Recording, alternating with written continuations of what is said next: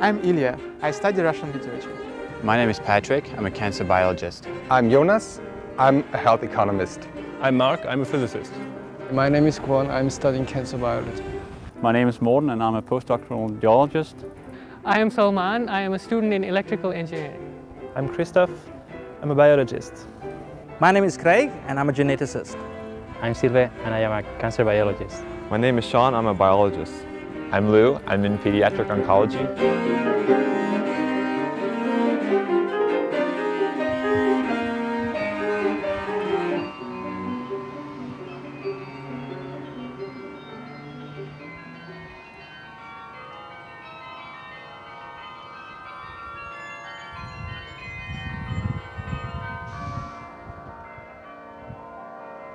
I'm Gwen Dukes, and I work here at the Bechtel International Center as the advisor to international families. People who come from overseas to accompany, once their partner goes off to the lab or goes off to work, then maybe they're by themselves in the apartment and they don't know any other person here. So they need to be a part of a community, and they need to realize that there are other people in their same situation. Otherwise, they might be very isolated and lonely and just think about all that they have left behind. This is an email that I received just recently from a spouse who's still overseas, and she is wondering about what she's going to do during her stay here. This is from a person who's very established in her career at the moment, and the couple has to make a decision about whether they will come to Stanford and help advance her husband's career, and at what price she has to pay for this. Does she have to give up her own career, or could she find some opportunities here that would also be useful for her? It's such a difficult situation where two people have their professional careers and they both want to go forward with the contributions that they're making and their professional growth. And we hope very much that something can be worked out so that both of them can stay together, and yet they can both continue to have a valuable career experience.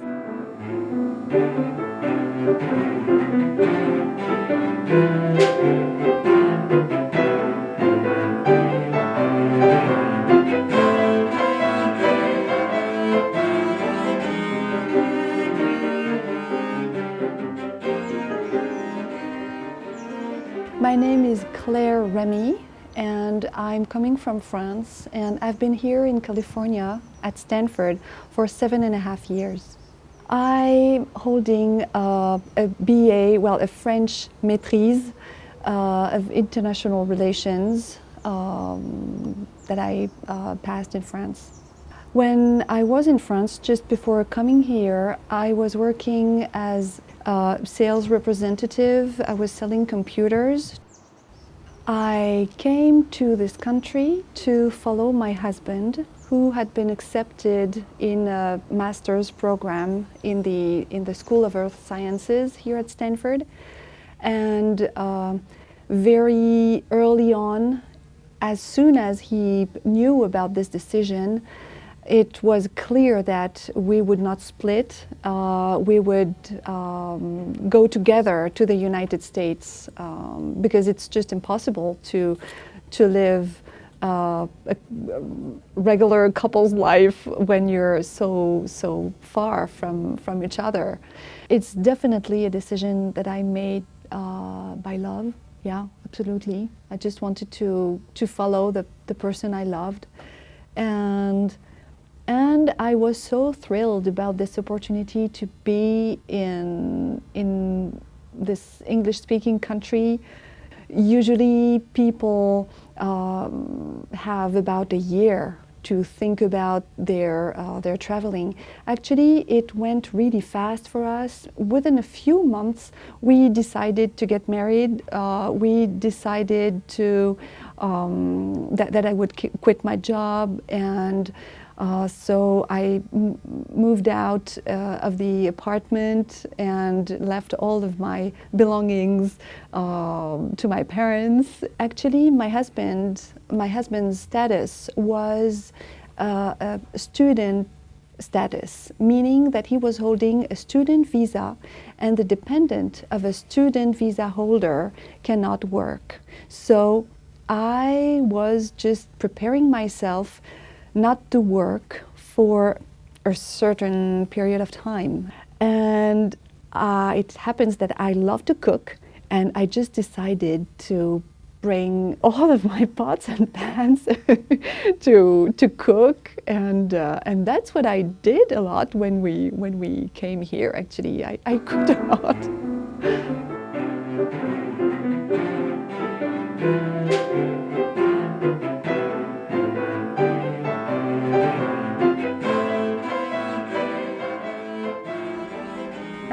My name is Keiko Shimono. We came here on October 24th, 2005 from Nagoya in Japan. And so we've been here for 1.5 years. And we will stay here 2 more years. I am MD PhD. I was an orthopedic surgeon, and I quit it and came here with my husband and my daughters. I live for my family, so my family is very important, and I want to live together with my family. So I don't want to stay in Japan during my husband's research in America. So we came here together, and the decision to come with my husband it's not so difficult for me, because I don't want to be a great person in my field. So, and also I am a doctor, and it's easy to find a job when I go back to Japan again. So it was not a big decision to come here. We are worried about the new life here in America, because it would be the first experience for us to live abroad. So before we came here, we gathered a lot of information through internet, and for example about the safety level of the area, or the education, or about preschool, or about Japanese community around here. Preparation to travel here was a lot of work, and the flight itself was a tough one, because children are still small, young, so they don't like the long flights. So it was tough, but it was okay.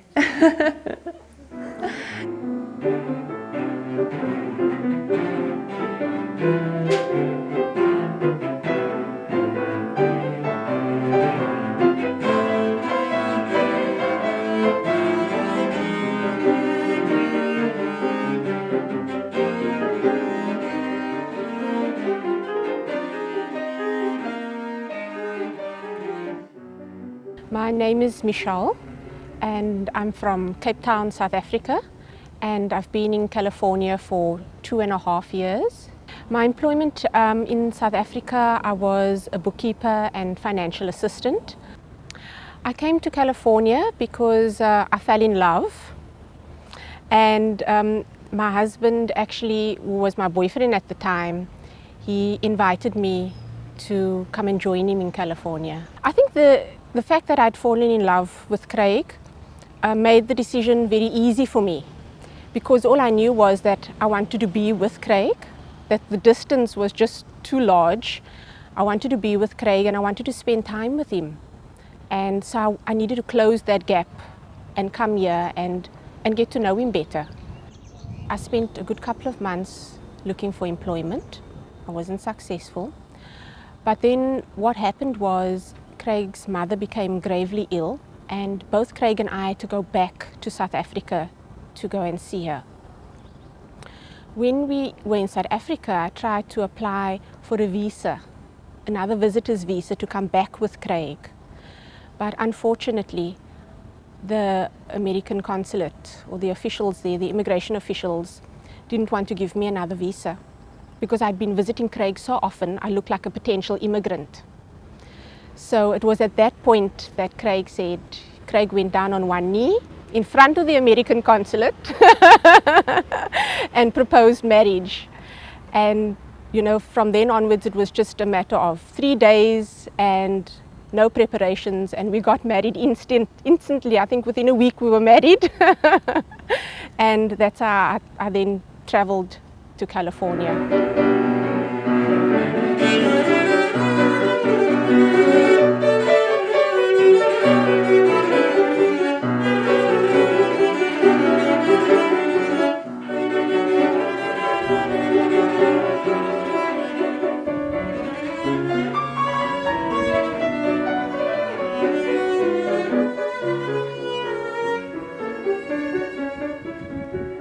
My name is Lana Gruyen. I came from Germany, but I was born in Russia. I came to California 6 months ago. I am a musician and I play cello. I have diploma as a performance, solo cellist. I work in Germany in different orchestras, and last years I played as solo cellist in Berlin Symphony Orchestra. I came about my husband. I had before perfect job in Germany, but my husband had perfect study in Stanford. He started to study here and he was so exciting. He said this is so beautiful land and beautiful university, and he loved this. And he said me 2 years long about California. And I came before I was pregnant. I came to California 2 years ago, and my daughter was born here. And I came back to Germany. I played my concert to finish. I finished my work. And then I saw this country before. And I saw my husband is very, very happy here. And what about me? I think I can work in all countries. I have beautiful work. I can play cello and I don't need other language.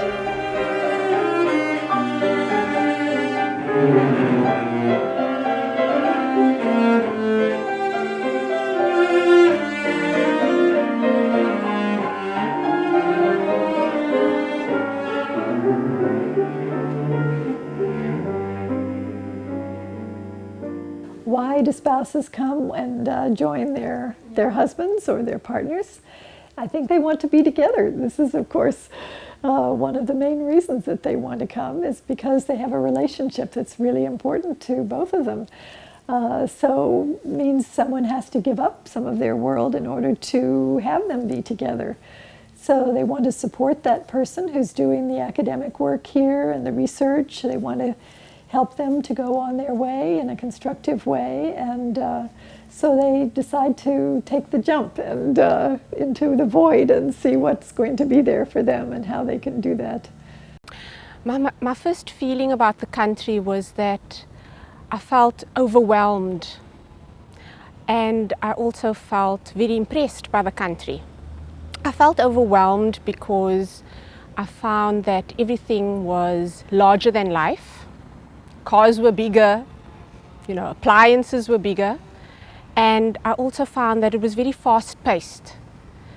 You know, people spoke faster and they drove like crazy on the freeways.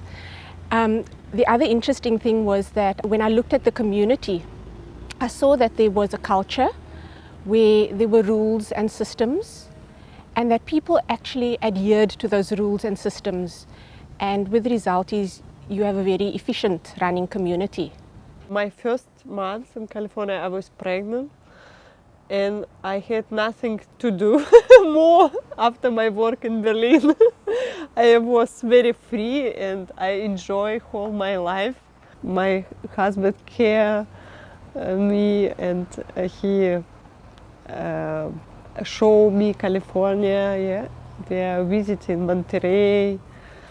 And I love sushi very much. He bought me a sushi every day. And I like it very much. And I enjoyed this everything. At the beginning, I was so much discovering everything here on campus, outside, the landscape, the people, the culture, my friends from Japan, from Mexico. It's so exotic and unusual to have Japanese friends or Mexican friends when you're from France, you know. The way I was doing is that I was emailing a lot of friends. I was just doing a collective email to all of them to tell them what I was doing, what I was seeing, how beautiful it was here, and I was making great friends, and I just wanted to let my family and my friends know about it.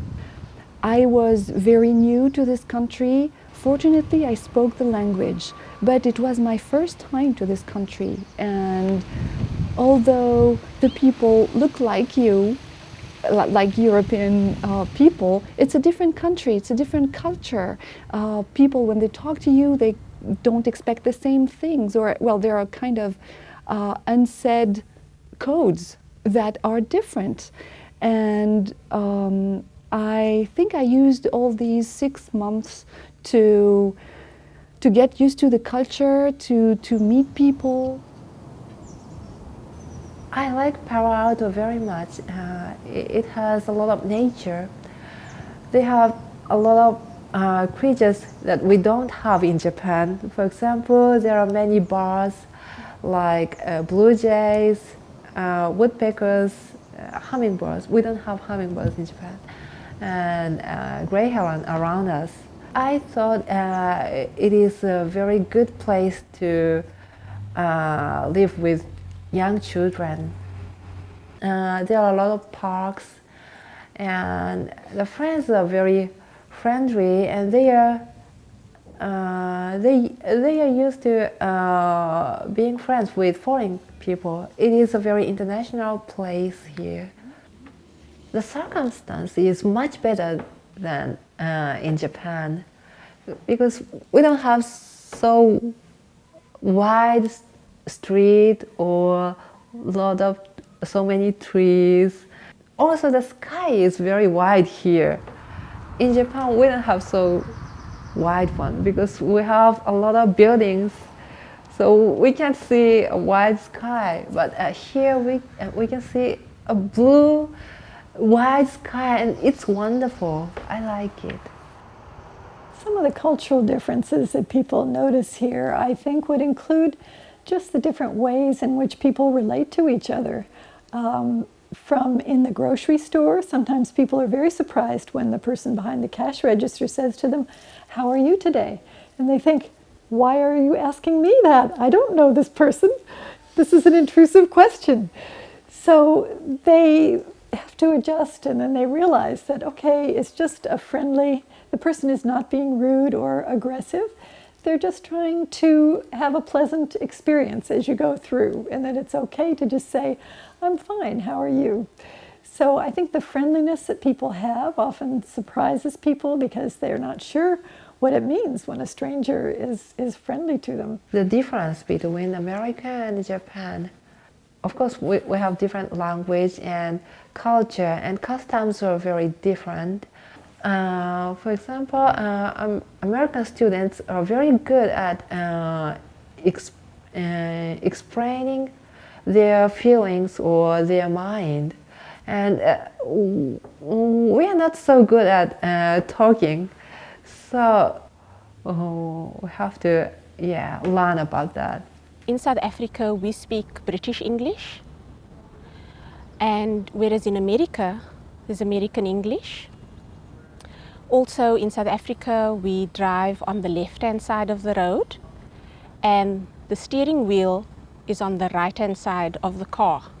I think what I think better here, or what I like better, this weather is sunny. Yeah, I love it. And in Berlin it's not so much sunny, and I love it very much. Then I think finally also, when you go to restaurants, the food portions are a lot bigger than they are back home in South Africa. When women first come here and experience a whole new country and a new language and a confusing new system and so on, I think different people have different reactions, but it can be a little bit overwhelming to adjust to a new place and to figure out how will you make your way in this new setting. It was very difficult. My job was perfect for me, and I loved my job. And I played concert in this best orchestra in Germany, I think. And then, yeah, I should be pack my everything. It was a dream to have job in Berlin, and now it's dream to have family. But maybe I can play more concerts with orchestra or more work if I have good babysitter.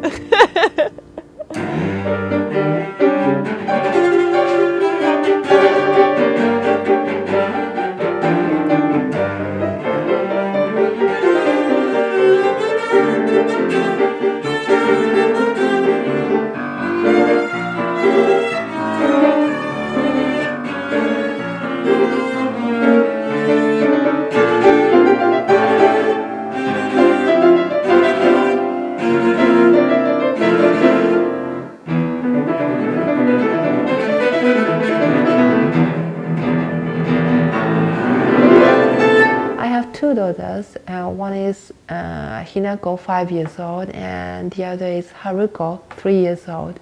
Because they are Japanese, it's very important to establish their identity as Japanese.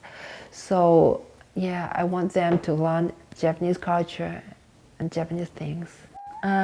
We use Skype every day to speak with their grandparents in Japan, and so they can talk about their schools, or they can show them their crafts they made on that day, and in turn their grandparents can teach them Japanese characters, Japanese languages, Japanese literature, and Japanese classic songs.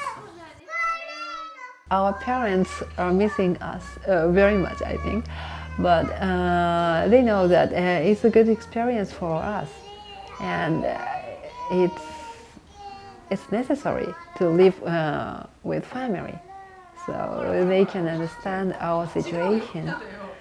Well, actually, they don't use video, so they can see our children's face, but we can't see their face.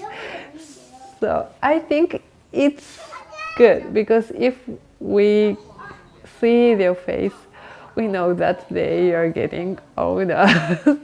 And sometimes it's sad.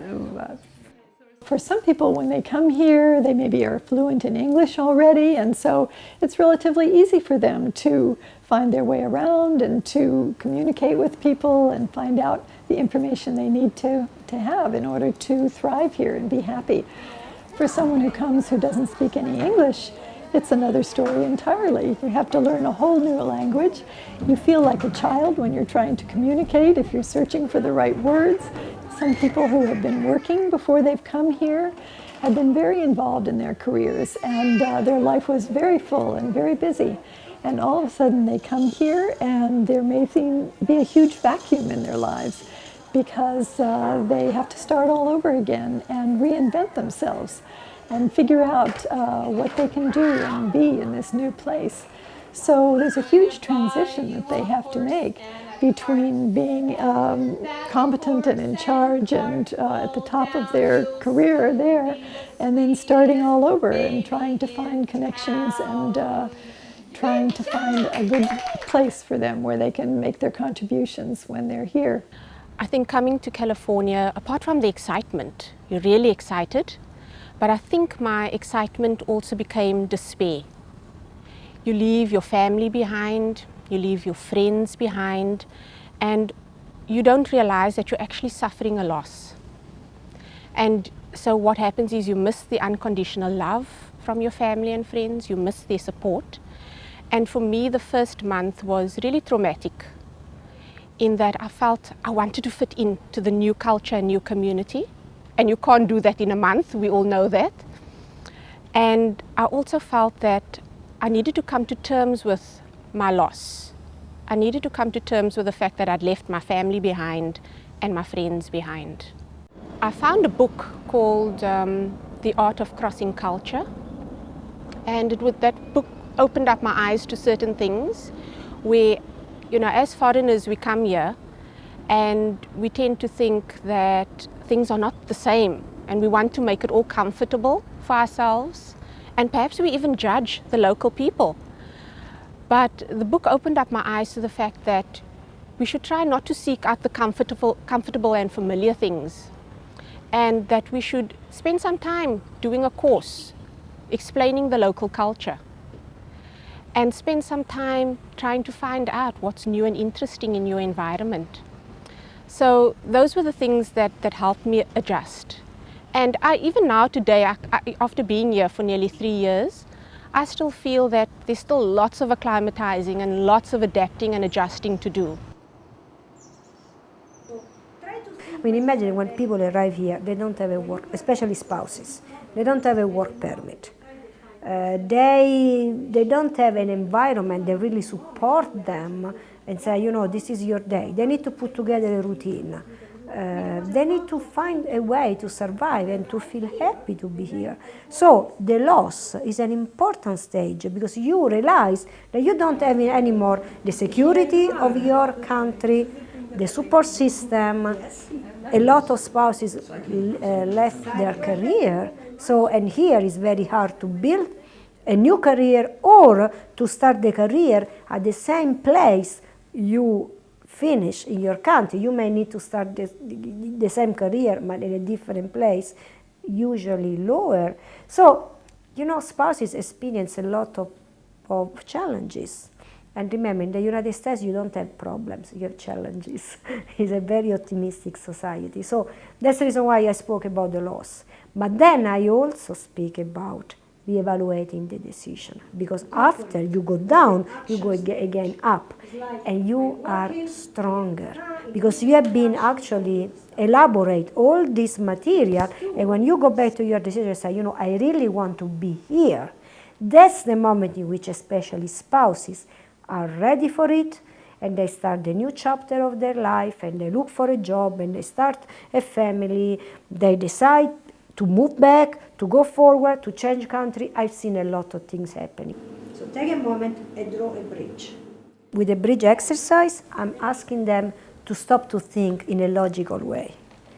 And I'm asking them to use their own creativity to basically have an object on a piece of paper that is a symbol of their own transition.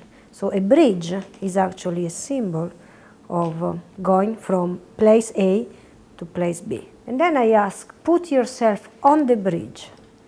And it's amazing that people can choose to put themselves at the beginning, at the end, or in the middle. We can make some, assumption. We can say, well, somebody that is at the very beginning of the bridge may perceive the future as, a long way. Somebody that is at the end of the bridge may perceive that is at the end of a transition. Somebody in the middle, just in the middle, may perceive himself or herself like in a situation in which he needs to make some decision, even if go forward or go back. Who you are is also defined by what you do, by the people around you, and by your level of comfort and familiarity. So when you decide to do such a drastic change, well, who are you? I mean, I give you this example. I remember when I arrived here in the United States and my husband was a PhD student, I was not anymore Anna, I was the spouse. Because that was the only identity that I can wear in order to explain myself why I was in the United States. So in this sense, I know that I had my old identity was basically gone. I was not a professional anymore. I didn't have friends that know my story. Everything was new, and I was already spouse. So it took some time to rebuild a new identity.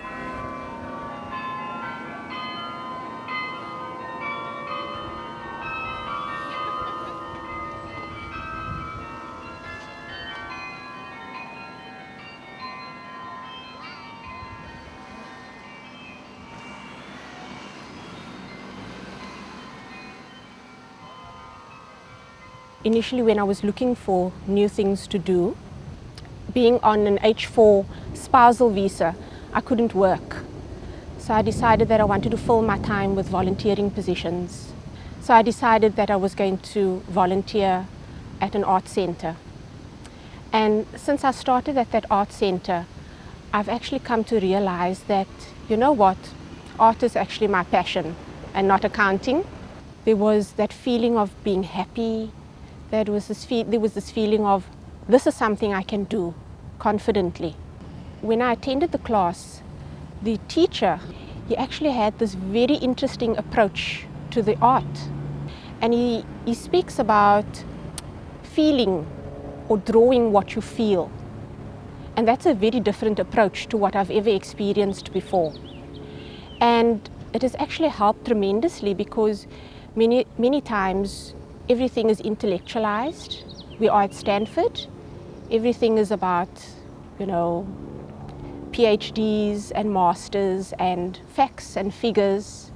And I think we tend to forget about tapping our feelings and trying to understand why it is we feel the way we do, or just the fact that we are feeling.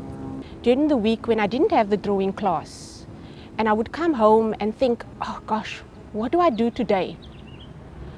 All I did was take out a page, take out some pastels, and just draw the way I felt. So I wasn't drawing an image, I was just drawing little squiggles, solid lines. If I felt like I wanted to color in the entire page, I would do that. But the idea was just to get in touch with that feeling and then just draw it. And I thought it was such a valuable lesson. I am an orthopedic surgeon in Japan, but here I don't have any license to work as a doctor, so I can't work as a doctor here. Yeah, first year I did nothing about my specialty, medicine. So this year I organized a Japanese group of which consisting of Japanese woman doctors. And we met twice so far. And last time we talked about infertilization and surrogate birth. So when we meet together, we can talk about our field.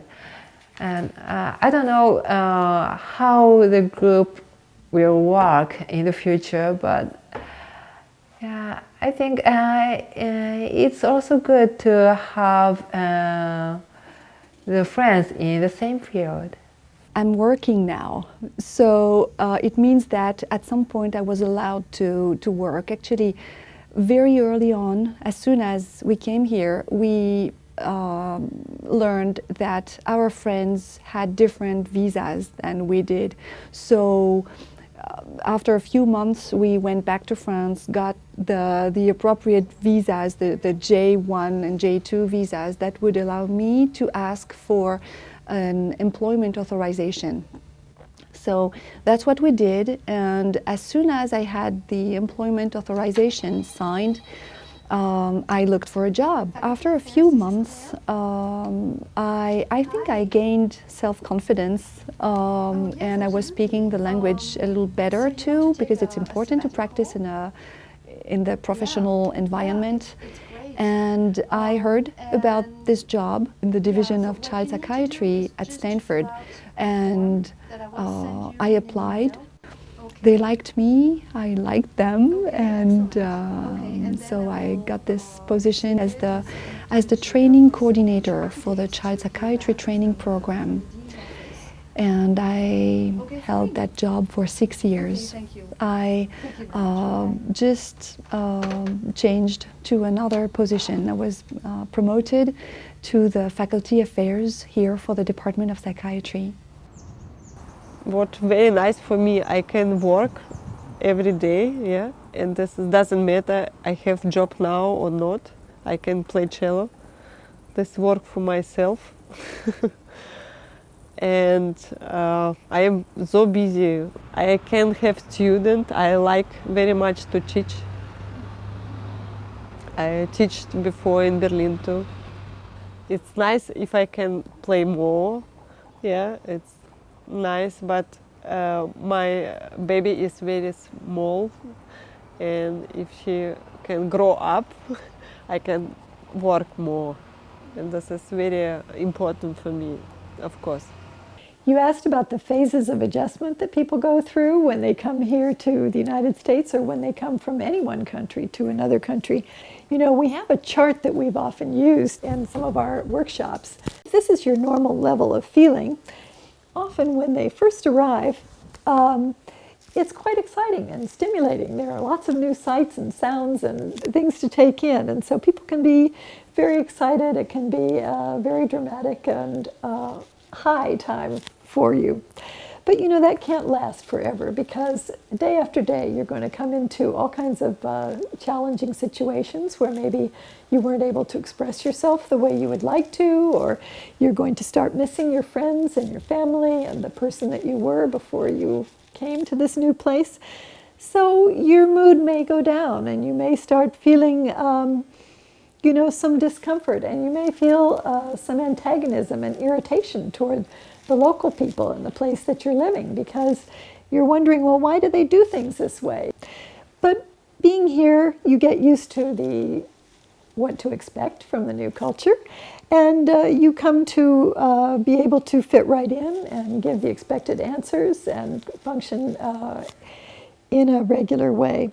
Sometimes people go through what they call another dip in this cycle, and that's when they realize that really there are some profound differences between the way that they were raised and the ideas that they were taught and the way that people in the local place that they're living are functioning. And eventually we hope that people can kind of come to an integration and acceptance and realize that there are different cultures around the world, and they can function effectively in the new culture, and yet they can still function in their own culture as well. And some believe that then when they return home, they go through another dip like this because they have gone through a transformation in being overseas. They've made those adjustments to another culture, and now when they go home, home looks a little bit different. They may think, oh, finally I'm going back home. It's going to be all familiar and I will not have any more of these problems. But they may find that home doesn't feel so comfortable anymore because you're looking at it through different lenses. And so there may be that another whole roller coaster that you go through when you return home. I believe that when you make a shift from one country to another, there's also a shift that takes place within your mind. And so you come to a new country and it's difficult to adapt and to adjust, but you actually find that if you leave it for a couple of days or a couple of weeks and you come back, it begins to actually feel like home for you. It's really, really easy to feel depressed. I remember one spouse who was coming from Finland, and she had been in the United States for 4 or 8 weeks, and when I met her, it was with other women, it was the women's circle, and she was saying that it was the first time she was meeting other women. She was so happy about it. She had stayed in her apartment for all the weeks since her arrival, and she was just getting depressed, and I was so sad to hear that. It's a challenge for anyone to come here and study at another university in a different kind of academic system and with a different language. That's a big challenge itself. But to come here and accompany someone who's doing that, when you have really no idea of what your life is going to be like, it means really taking a great leap into the unknown. I don't know how long my husband studied, maybe 2 years or longer. And maybe he can have a job here too, maybe. Or before I can have this before. It doesn't matter where I can find it, here or in other land. I love California, but if I can find my job in other place, it's work for me too. Craig and I will be moving to San Diego. I am a bit apprehensive about the move because I am aware of what my previous move was like from one country to another. So I must say I'm a little scared. But there is that part of me that has been learning how to deal with losses.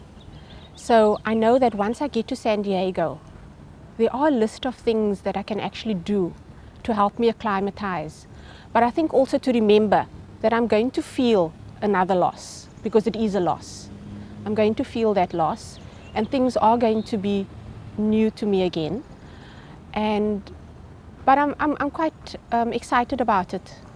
I'm beginning to feel ready for the process and ready for the move. We believe we will go back to Japan in some day. So this experience will help us to live in Japan too, because it's a real experience.